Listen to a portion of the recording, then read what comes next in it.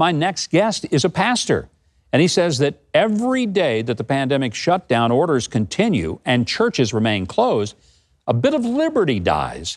He's launched a movement. It's called Peaceably Gather, so that people can safely reopen churches and restore constitutional rights to practice faith. Please welcome Pastor Brian Gibson. Pastor, great to have you here. Well, Governor, it's an honor to be here. Thank you so much for having us. It really is special to be with you today. I think every church in America, I know mine, like other churches, did online services, for several weeks. That's all they had. But there comes a point at which, the Bible tells us to not forsake the assembling of ourselves together. And I think some pastors are saying, we can't do this forever. It's not about the church building and the meeting. It's about the encouragement that we get. What was the last straw for you that said, we need to practice our faith again? Our church put together a drive-through Easter egg handout for kids, workers less than 10 wearing masks and gloves. We advertise it heavily. Nobody's getting out of cars. It's a drive-through. On the day we were going to do that drive-through, we get a call from the Green River Health Department, which was an extension of Governor Beshear, telling us, you can't do that. You can't pass out these eggs. I complied that day. I wish I wouldn't have, Governor, because my people are sitting at our church house. They're looking across the road at the fast food places with a teenage kid putting French fries in cardboard boxes. The liquor stores are serving their patrons. The coffee shops are pushing lattes and brevets. And the message became loud and clear. And it affected me. You've got campuses in several locations. You started the movement called Peaceably Gather. Yes, sir. Now, it's gathering steam is what it's gathering, because there are a lot of pastors like you. Look, I know the critics. They're going to say, you don't care about people getting infected. You're putting people's lives at risk.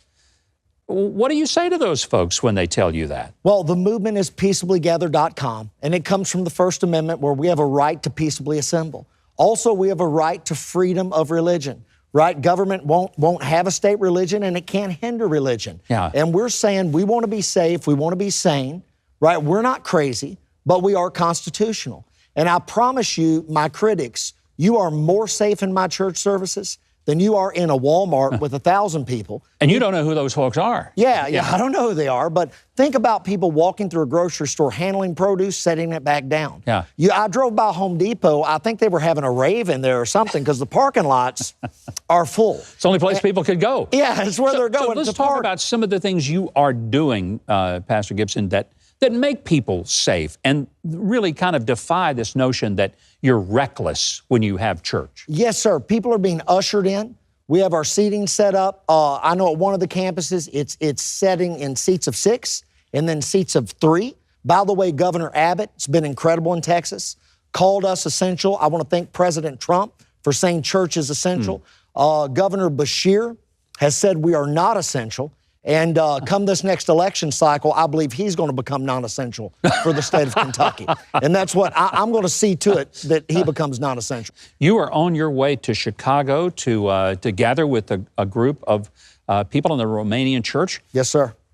I may have to bail you out, friend, because they're not real happy up there. The mayor and the governor of Illinois, mayor of Chicago, governor of Illinois, not exactly the friendliest people toward church. Well, you ought to come with me, because I understand you're one of the finest preachers in the world, and I'll watch you preach up there. We can go to jail together. Maybe we'll get the same cell. I made a pledge, and I was on Fox News, interviewed by Harris Faulkner, and I really feel like if I'm asking pastors, and I'm asking pastors, religious leaders, priests, rabbis, it's not just a Christian issue; it's a constitutional issue. Open up your houses of worship. Do it safe. Do it sane. And I said, listen, if you're afraid to go to jail, I'll come and go to jail with you. I think the sentiment in America is we are America. It's in our DNA. We have religious freedom. And so thousands of more churches are coming on with us. We've linked arms with networks in Chicago, got networks from Pennsylvania calling. I got friends from Hawaii calling, friends from Alaska. I believe by Pentecost Sunday, there's not just going to be thousands, there's going to be tens of thousands of churches that go back into the house of worship safely and sanely. And we're saying this isn't Vietnam. This is America.